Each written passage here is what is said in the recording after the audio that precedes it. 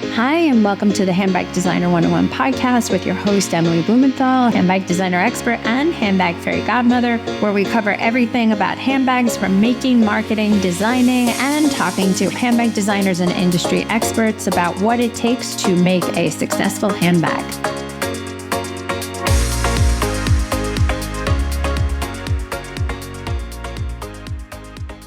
Welcome, Jill Manoff, Editor-in-Chief of Glossy, to Handbag Designer 101, the podcast. I'm so very excited to have you. This is like one of those things that I've always wanted to get you in a room and like lock you down and find out everything you need to everything you know about handbags in the industry and everything, and like suck it all out of you because you are a wealth of information that people are so unaware of. Welcome, welcome. That was kind of creepy, but I mean it. In a good way. I love this. I hope I don't disappoint based on that intro, but I'm so excited. I am a newer fan of your podcast. Thank you so much for having me. Yes, and you were so thoughtful to include me on your recent story, and by the time this comes out, it might not be recent, about the rise of menswear bags. So thank you for that. It was very informative, and I appreciate the other people who commented. I like my comment the most, but I obviously approve and appreciate everybody else's content. Yes, I loved writing that story. It was just something that I'm sure you saw too at the recent men's shows in Paris. Some of the shows, Fendi, every single man was holding a bag as he walked on the runway. And definitely, I think I called it out the Jacob Elordi effect. Like, he wasn't the first to do so, but he definitely recently popularized that. You gave the greatest quote, like you said, and also Beth from Circana, who you've had on the show. Love that. Another amazing quote, and taught me some things. One of you guys mentioned the north-south bag. I should know these things. I didn't even know what that was. I was like, I had to look it up. I was like, what's a north-south bag? But oh my God. North-south is my jam. I actually had spoken to Gurkha recently and to talk to menswear bags, because terminology like that usually goes for unisex bags. I remember speaking to the founder of Manhattan Portage, and I was lamenting because they were a severe east-west. So you remember the Manhattan Portage flat bags? And I said, you need a north-south. And they're like, well, I don't know if it's going to work. And I said, ergonomically, it just falls better on a body. I don't know why people want the bag so damn wide. It goes better up, down, the end. That makes perfect sense. I so agree. So yeah, new fan of the show, new fan of the north-south bag. I'm learning so much from you. So Jacob Elordi, you think, in your opinion, is the one who started or responsible or pinpointed that's where uptick you think was coming from? I mean, he's really tall though. He's really tall. He's having a moment. He's carrying the Bottega bag. I listed off a ton of bags he's been carrying lately. They were not all LVMH, although my story was focused on LVMH. But I also looked back because I was like, am I just noticing it, or did LVMH put this many bags down the runway last season and the season before? And to be honest, they have been putting bags out for a very long time on men. Can't say that they're different than what women are carrying, but there's just a steady progression of more. And it just so happened that this year, like, there's so much buzz about in the luxury industry, the slowed growth. And so when you can call out, it seemed like a story to me, when you can call out that their leather goods and fashion sales are slowing, and they're putting more leather goods on the runway. It's just a marketing moment. It's how it read to me. So yeah, it definitely is not new, but I think amongst maybe Gen Z, where everything that Jacob Elordi does these days, like he puts a book hanging out of his cargo pants and everybody's like, oh, that's so slutty. He's just trying to get the girls or whatever. But like, I can read. Multiple dialects. Amazing. We're so impressed, Jacob. Oh my God, we really are. Also, that you go by the name Jacob and not Jake, which is basically the name that everybody named their kid in the last 10 years. There are more little baby Jacobs and Jakes running around. It's insane. I just defer. I'm like, is your baby Jacob? And they're like, how'd you know? I'm like, still trending. Still trending. Oh my God. So let's dive in. So we had spoken about, you have been with Glossy more or less since it like had fallen out of Digiday, correct? That's correct. 2016, I had formerly worked at a company called Mode Media in San Francisco. I remember that. Abruptly shut down. I was the editor of glam.com. They had some struggles. And so I was already a fan of the Glossy podcast, and it had just launched a few months prior. So when they launched the magazine, the publication in May of 2016, they started a weekly podcast at the same time. It's the same setup that still holds true today. It's a weekly episode with a founder or a C-suite executive at a leading fashion publication. And I loved how they talked about the industry in such a smart way in a business. You don't often, becoming more popular, but at the time, reading about fashion or beauty in a way that speaks to the business and why they do things. And it's not all trend. It really, I loved it and gravitated toward it and tried to write like glossy reporters, right? At the publication that I was working for at the time, because I was like, I want to talk about technology. These things are interesting. Fact of the matter is that went bust.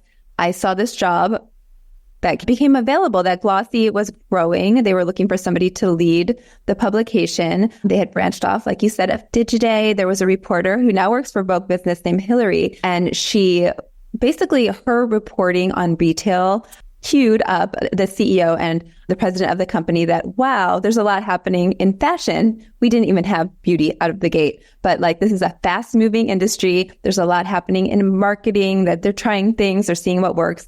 And just seeing how people were taking to that content about the fashion industry, they saw the opportunity to launch Glossy. Right. And it was focused on luxury, fashion, and technology. And I joined in November 2016, about 6 months in, which I don't know, for you young entrepreneurs out there, that was something that was like a huge step. Like obviously moving across the country from San Francisco, I had never lived in New York, and then starting as manager, I'm managing a team of reporters. When to be honest, I had always been on the consumer facing side. I had never been in a newsroom, and I'm leading news reporters. So definitely a sharp learning curve. Welcome to New York. Right? Slap me in the face. Like I figured things out so fast. I was so determined. I just loved the brand and I loved the company, which obviously that's kept me here for 7+ years. In employment history, that's basically tenured. So, lucky you for that. How do you think, because essentially Glossy it's B2B,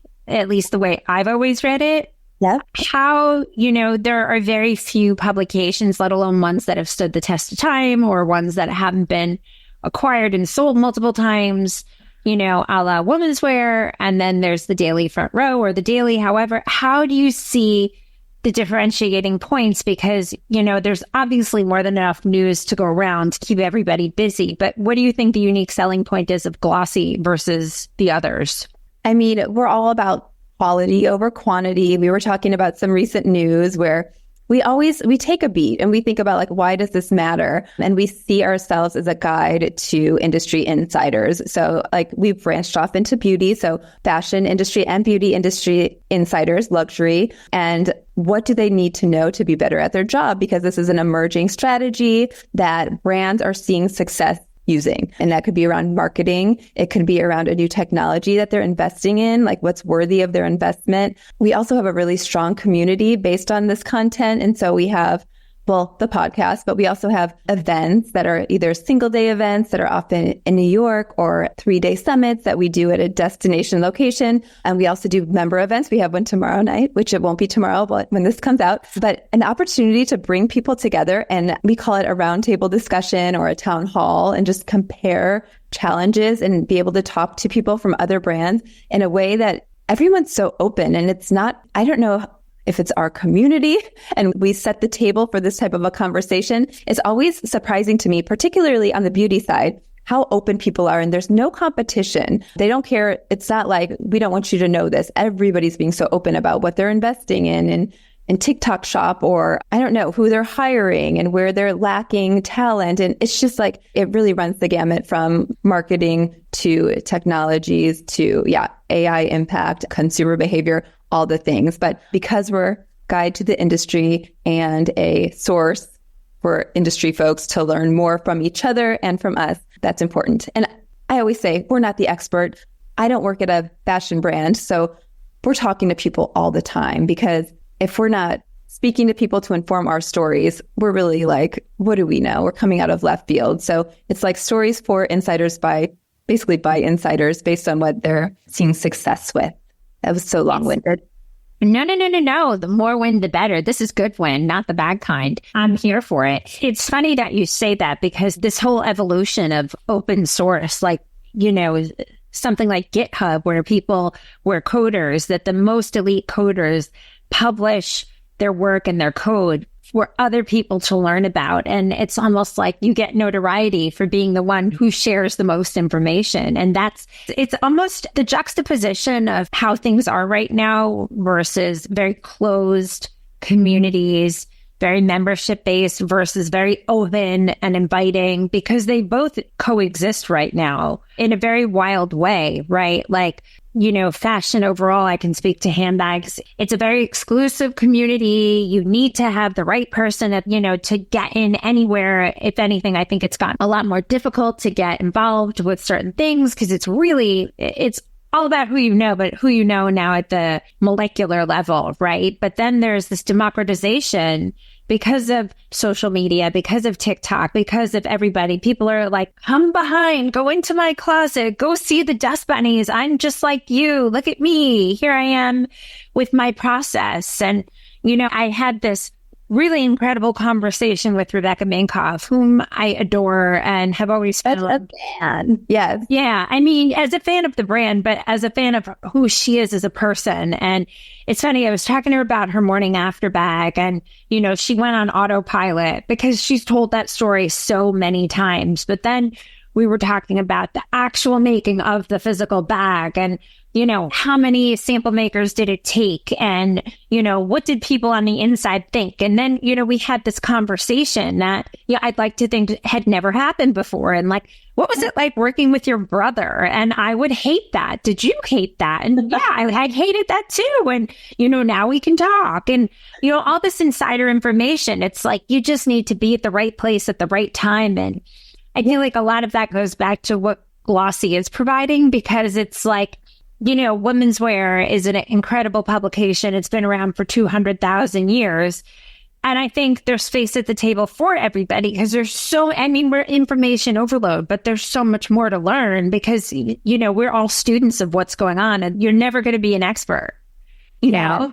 You're so right. And there's competition in the space, but I feel like I almost look at it like I have blinders on. Like I like to be aware of what other people are doing, but I know what our readers want. And like in terms of the series that we're doing and the new products we're launching, like we're hearing from them. It's all like based on demand, but you're right. It's about the setting and what people feel comfortable saying. And if the PR person is not in the room, that makes it all the better. God bless the PR people, but like even getting deals done, like if I meet with a brand and the brand is interested and I'm trying to go back and forth with the brand and then I get the PR person who comes back like, can you tell me more about it? And I'll see if it's okay. I'm like, well, the brand already said, yes, it is okay. So, we're here for it. Yes, they've got to do their job, but man, such a buzzkill sometimes. Yeah, I know. God bless the gatekeepers, So if we could just talk a little bit about specifically handbags and the industry on the whole, to me is obviously so interesting because I could talk about it all day and all night.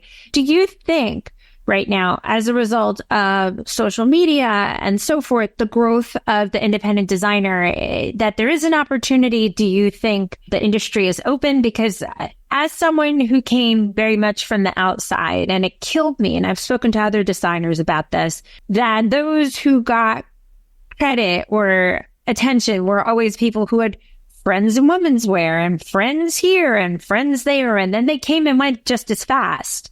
Yeah. Do you think now as a result of social media that there are more opportunities to get discovered and so forth? Because currently, even retailers won't pick up a designer, much like a modeling agent will pick up a model until they have, what's your traction, what's your following, what are your sales, what stores do you tell to? I mean, nobody wants to waste the retail space on something that won't sell through.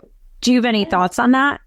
I mean, I would think that it's so hard to do something unique and to gain a following. I just listened to the most, oh my gosh, fascinating podcast about like the algorithm versus taste and like how they're kind of impacting each other. And I would think like there's a bag brand at the tip of my tongue, but it's there's a slanted kind of hero bag that it's carried. It's very affordable, $200, and it's carried by like Kylie Jenner and Haley and all of these guys. And they seem to be doing fantastic, but there's that celebrity, and that's become such a cliche. And it's like, is that over? And that's definitely how they gain their following, it seems. But I do think that there's opportunity. I also think there's opportunity because a lot of shoppers that were making those, you've talked about this on the podcast, they're making like luxury purchases. It was aspirational. They were saving up. Now they're officially boxed out. They're not shopping that. They go drop down to a lower tier, pricing down, and seeing good traction, which with brands that I wouldn't say are emerging, but like brands that are advanced contemporary or affordable luxury, and like the Neely Lotan and the Anina Bing, and they're all coming out with bags and they're taking off. But also, just this morning, I talked to the most interesting bag brand, which I'm sure you've heard of it and know it well, is Metier, based in the UK. Quiet luxury. And I started digging in because I thought it was so interesting. I'm based these days, in St. Louis, Missouri. I was in a home decor store because I'm trying to decorate my apartment. And they had one bag. It's definitely like luxury, I would say like high end. And they had one bag brand. And I was like, why do they sell handbags here? And it was Metier. And you know how, everybody's comes in threes. Yeah. Like, why did they choose to sell here? Like, everybody's so, I guess, exclusive and right. But no, she's there. She came out of the gate. Quiet luxury with a hit, no doubt served the brand well. They'd make these beautiful bags, no logos, great leathers, suede looking. I think that they call it Moroccan suede, something to that effect. But yeah, catching on. Like Princess Kate wore it, Harry wore it. So definitely celebrity, but they're not gifting. This just so happened they came into their store in Manchester, UK, and they had decked out the store, the brand that they wanted to present. It felt warm. It didn't feel cold, and it's luxury, but it didn't feel intimidating. And they just have a great story and a great approach, and everything is like to a T according to this brand message that they want to put out there in their brand. Anyway, I'm a fan. It's definitely $2,000 bag at least. I don't know. But I was like, how do you launch a luxury brand? That's so wild and brand new, but it's definitely resonated. So anyway, something like that. I think that it's all about the approach. You no doubt need money to be able to build out a retailer, a store, these specifications. Yeah, you can't. I mean, I know the amount of designers with whom I've worked who have said, oh, I've got a studio space. And I'm like, are you selling? And they're like, no, it's appointment only. I'm like, that is a waste of space. That is a waste of money. That is a waste of overhead.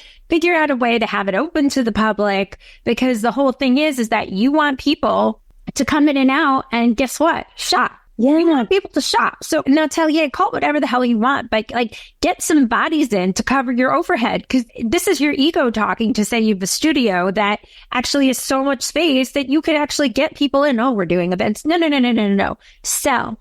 You need to sell. That's the whole point. If you ever wanted to start a handbag line and didn't know where to start, this is for you.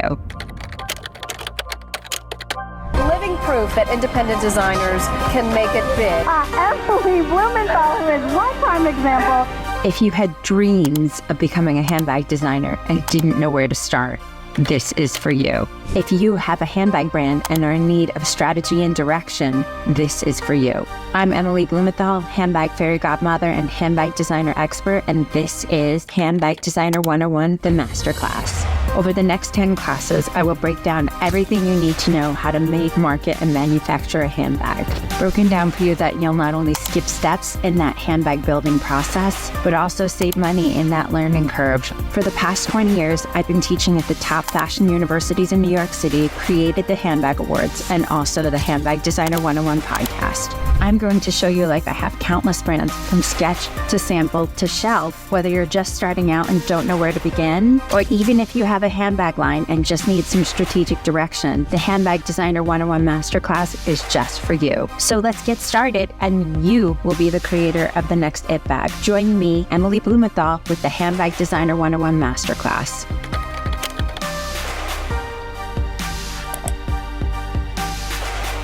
There was an incredible store, and I don't even know if you're aware, there was a store called Verve that was on Bleecker, and everybody got their story. There's right there. Minkoff did, Monica did, Bakir did. Like, if I could find Steve Ginsburg and get him on, and the stories that he had with designers, like, he told me this, but like how Rebecca Minkoff had shipped to him and he called her up and said, come and see this. And she came and said, listen, I'm not going to pay you. I want you to see how I received your bag and the merchandise. I'm going to pack this up. I'm going to show you how this should look. Take it back and reship it to me, and then I'll pay you. Wow. And lesson learned thing. And well, he's in my book, but like the store is no longer there because it just became prohibitive. He's like the, industry's changed, blah, blah, blah. But this whole notion. Emerging designers or just like emerging bags specifically? And emerging bags. I mean, he was a bag store. They had shoes too. They had jewelry, but they had two. One was shoes, one was bags. But he had said it was sage advice. Like, you're a handbag designer. You are not Monet. You are not Renoir. You want people to come in. Van Gogh. He said Van Gogh. You want people to come in and buy your bag again and again and again. It's not supposed to be art. It's supposed to be used and wearable. So it's one thing if you're buying a Chanel bag and holding on to it like Christina Ricci did for her divorce to use it as collateral to pay. But it's another thing that if you're buying something, it has to cover, and check the USPs, the unique selling points of what you need to use it in your day-to-day life. Yeah. So it's supposed to. And by the way, the brand, and it was killing me, it's called Aupen, Aupen, the slanted bag that all the celebrities are wearing. Thank you. But the fact is, and to that point about that brand, a bag like that would never have worked pre-pandemic because novelty aspect is so hot right now. Yes. It is like people want fun, they want whimsy, but it still needs to have a structure and a functionality. So I feel like if done strategically, there's so many opportunities for the industry, for designers to get out of this like super max, TJ Maxx, TK Maxx glut of like, we're selling the mass. Like, there is an opportunity for uniqueness and innovation and individuality and like stop doing what everybody else did. Like, enough. I love that you're seeing this in handbags. I mean, random, but I was just talking to Tony King and Partners. They do branding for Skims and luxury brands kind of across the board. I was like, what's out? he was like, basically like the clean, the minimal, like that's going out. People want charm. They want an extra element that sparks interest more than like, yes, let's bring that back. Yes, please. I mean, how can you have fashion with a capital F, which I am a fan of, with all this minimalism? No, it's true. And, I speak a lot about the history of the handbag and, timing and so forth. And people are sick of hearing me talk about this, but post-Spanish flu came the flapper era, and the bags, they had no structure. The zipper had just been invented, but really hadn't been used. And people were taking things, again, DIY, taking stuff from their home and developing things that were fun.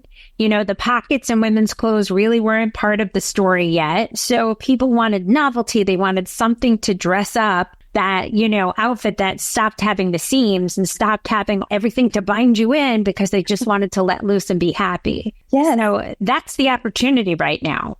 Let's have some fun. I mean, speaking of the men's bag stories, all those LVMH bags, I mean, they're bright yellow, they're bright red. Hallelujah. I like that. Yeah, but no purple. Purple never sells.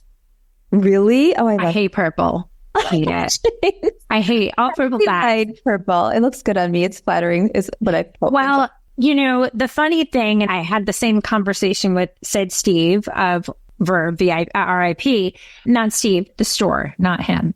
Yeah. Hopefully he's alive. That'd be awful.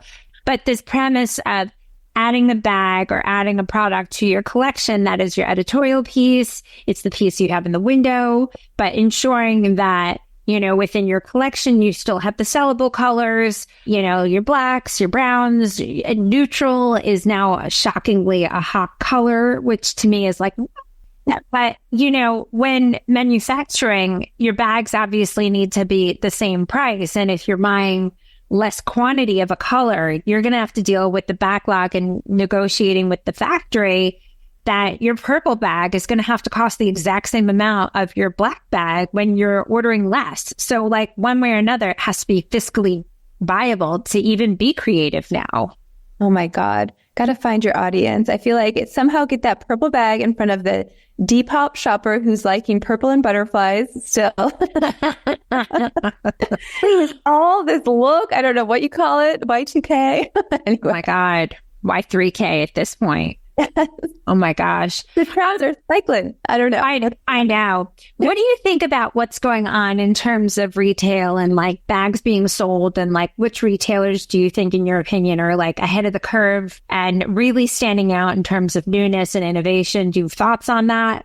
Oh my gosh. This is hard. Like you said, I've been talking to a lot of designers, and it's wild to me the state of who wants to work with retailers. And first of all, they've been rubbed wrong during the pandemic, all those canceled orders. And now I would just assume that the power is shifted to the brand. But no, it doesn't necessarily seem like that. And this is not a bag designer, but I was talking to Amy Smilovic at Tibby. Oh my God. He doesn't sell it no longer. She used to sell at a single department store in North America. She sells internationally. She sells at maybe some specialty stores, and she has retail partners, but it doesn't work for her. The margins, all the things. But I mean, you've mentioned them on this podcast with like launching bays and launching. It's such a good launch pad, Nordstrom still. Like I'm hearing that still. And it's interesting that bays. I know you've also had on the show Erin Luo from Kara, but like a lot of the things that you mentioned that were like people see as differentiators, and probably because they're hearing it from a celebrity, Shay Mitchell,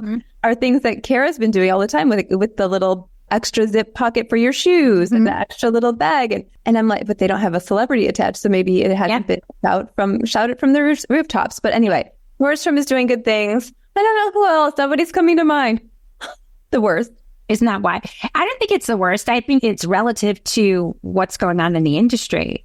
You know, like it's so hard and this is why I always say people should not sleep on boutiques. They should not sleep on specialty stores, because they'll pay you up front.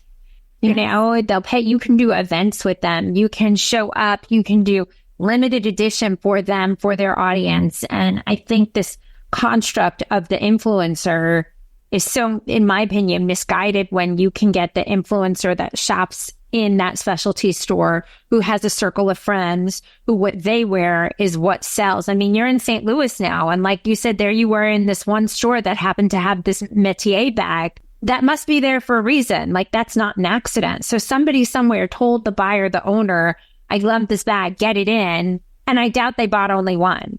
No doubt. And you're so right. I keep hearing about the power of the specialty store more and more and more from brands who are selling. And it's kind of a dirty word almost to say wholesale. They're like, well, specialty stores. I'm like, retail partners. Oh, yeah, that's probably what it is. And you see the power, like you said, of the specialty store here. There's an area in St. Louis, suburb called Ladue.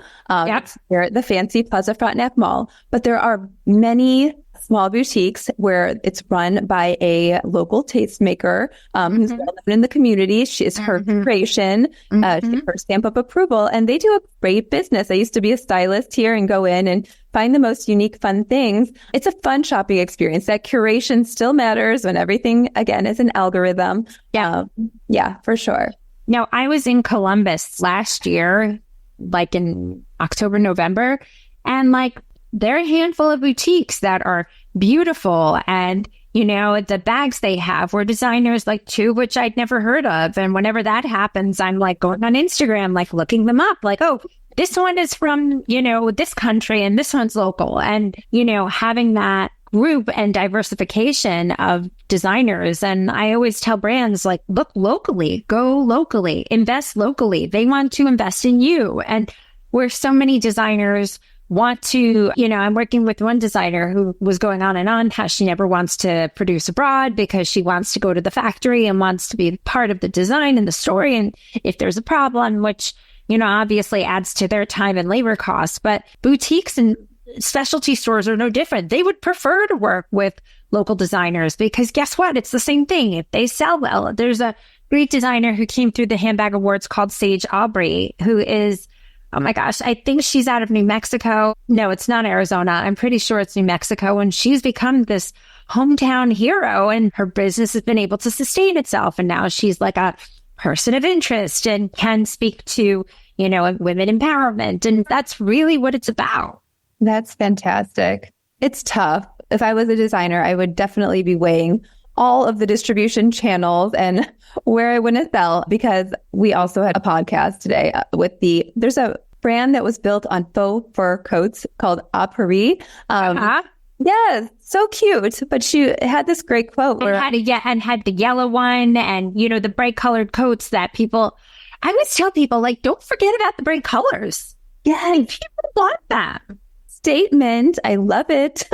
She said something like, "There's the awareness and the notoriety. Like, you want alignment with other luxury brands, but being in stores like Saks and Bloomingdale's out of the gate, she just said we couldn't have achieved that presence and growth that we did in retail via our DTC channels. Like, it would have taken years, and it took months, and it was so instrumental to the growth of the business." And I was like, yeah, I could see that. But then also, we all know the struggle of meeting the minimums, or like being able to meet retailers. So wait, they went D2C first, or they went to the big stores first? They started at Bloomingdale's, and then they saw it wasn't an exclusive in any way. So then immediately after getting Bloomingdale's, they're like, well, if they like us, others will like us. And so then they basically like pitched themselves to Saks. Saks picked them up. And then they ended up at a lot of stores, Nordstrom, and now they're at like Elise Walker, and now they're everywhere. But now they're trying to pull back DTC now that they've got that. Of course. Of course. Why not? I should keep the markup. No one else should. Screw that. It's so funny. After working with all these designers, I actually created a masterclass, and it's on my site. Truly, and this isn't really a plug, but it was really one of those things that after having worked with so many designers and teaching for so long, that it's like there's so much knowledge that is missing before you even should get out of the gate. Like understanding your customer, understanding the landscape, understanding what stores do you want, befriending the owners of the boutiques, talking to them, finding out what sells, finding out what they don't like before you come in, trying to split the atom that didn't need to be split. Yes, so many people get above their, over their skis or whatever. Charles Harb is an amazing designer, and he basically is going at it like round two. Like, he was picked up and accepted by Vogue, and the whole fashion community embraced him, and he was in this crazy growth at a very young age and dressing. I think it came out of a dress that was in Vogue. I think I have the story wrong, but the fact of the matter is gangbusters growth. And he didn't have investors. He was basically struggling and not making ends meet as he's seeing all this success and killing himself. And so he took time on, he just stepped away, and he has recently come back, and he's basically doing it your way, where it's like, let me learn my customer. And he's doing a lot of custom work, and he's not doing a huge show at Fashion Week. He sets up shop in almost like a market meeting where a lot of people to come and influencers. I'm such a fan, and he's so passionate about what he does. And he just is like, I want to do this, but I want to do it my way. He's very he says that a lot, and he's doing it his way. It's awesome. So yeah. Yeah, I think it's one of those things that if you're going to go about it, you should go about it. It's like work smarter, not harder. And I think the ego that's involved with saying, I'm a designer and I'm a brand owner, I'm an entrepreneur, I'm doing it all. It's a bucket of BS. And we all know that, because either you're going to overspend just for an image, or you're going to overspend trying to get to places where you shouldn't be, because growing too fast, too soon. And, it's having had kids and walking my son. This happened with my boys. It didn't happen with my daughter, of them complaining that their legs were hurting. And with my first one, I didn't think about it. My second one, I said, oh, I get it. And it's growing pains. It's physical pains of your body growing and the bones growing, and it's painful. And if there are ways to bypass all of that, why wouldn't you? Yes. That's why reading your stories on the daily. We're all in pain together. Yeah, we're all learning the learning curve and so forth. I wanted to talk to you a little bit about how you see the evolution, at least in terms of structured handbags, unstructured. Do you see any differences or changes from what you're covering, or what's even being pitched to you, which I think would be a better insider? Like, what are the stories that are coming to you that you're like, good God, I've done this already, but I guess it's a trend as a result of that? Yeah, that's exactly it. I'm always like, don't take a pitch and run and tell the story that they want us to tell. Let's read them, be aware of what's happening in the industry, what new is coming out. But I'm sure you've talked about this a lot. Obviously TikTok and social media are having a big influence on what's taking off. I just see everything becoming fashion meets function. We're seeing a lot of the belt bags and the crossbody bags, of course. But you're seeing this popularized on social media based on, it's almost like what's in my bag, but there's this new trend that's like, see what can fit in my bag. And they want to fit a lot of stuff into it, which is really interesting to me. I saw the Uniqlo bag that everybody's knocking off. That same one, look, and everything that they're showing the clips of, it's like a Chanel wallet and a Louis this and a Louis that, but I got it at Uniqlo. You know, everybody's knocking it off, and some like H&M's version is like $2 less. And I'm like, I guess that people are very, very budget conscious. They'll get the H&M one. It's very strange. Mm-hmm. But also at Metier, talking to Metier this morning, she's making which others are as well, a backpack. And I'm like, oh, that's interesting. I haven't seen a lot of that. It seems very Y2K, but what does it look like? I want to know. I want to see what this looks like because she does everything so well. Maybe the backpack's making a return, but more about function and fashion. And I love a structured bag personally, so I want that to be popular. But well, I think, and just retail anthropologically speaking, when the market is bad, structured bags always make a comeback. And then just as a result, psychologically, we want to hold on to everything. We want everything in order. And then when the market gets a little better, backpacks take a dip because we don't need to see what's behind us. We're going forward. We can wear soft. That's why the oversized, like you'll see teeny tiny bags and big oversized bags and things that are just more about whimsy and lack of structure. So, I think the market's going to have to take a hit before we see those uber structured bags coming back, other than, the circular economy of saying, look, here's a bag from Coach pre-Sara Lee. I'm going to get my hands on that, where the leather is so dark and the handle is like very, my first job that I got from my mom kind of. Yes. I love that oversized too. I forgot that one is coming. Like, I feel like it's trending. I mean, obviously at the men's shows, I always regret that I didn't get my hands on it, but there was a really fun one that was really huge. That was Axel Arigato, and it was a collaboration with Mulberry, and it was huge. But anyway, it's a sneaker brand. And so very fun. But also you see that new Bottega clutch, which is fold over. It's like nostalgia. It definitely reads like something my mom had in the 90s or I had in the 90s. I'm old, but that is definitely large for a clutch. So I think, I don't know, oversized is having a moment for some reason. And I had that line in that story about basically bigger bags are more expensive. So maybe it's strategic on the part of the industry. Yeah, I know. If I can quote Will Ferrell from, I don't remember which movie, or maybe it was an SNL sketch, strategery. That's what it's about. I love that. Yeah, I think he was mocking Bush Jr. for that. It's all about strategery. Jill, this has been so enlightening. I would love to have you back just because this is like, we might as well have been drinking tea or cocktails, to clank the screen. Tell everybody how we can find you, follow you, everything Glossy. And I think we're going to have you back to continue talking about trends and so forth, because men's bags, oversized, that's just the tip of the clutch, if you will. Totally. I would love to come back. This was so, so fun. And yes, don't follow me. Follow Glossy. We're at Glossy Co. on Instagram, LinkedIn, all the things. And come to our events and check out the Glossy podcast. We have a weekly podcast with, again, a founder or a C-suite executive on Wednesdays. And then on Fridays, we do the Weekend Review podcast. Just kind of highlights 3 big stories of the week that we may not have had time to talk about in a story during the week, but it's just something that was noteworthy. Oh my gosh. Thank you, thank you, thank you. And we will be seeing you soon. Thanks too. Bye. Thanks for listening. Don't forget to rate and review and follow us on every single platform at Handbag Designer. Thanks so much. See you next time.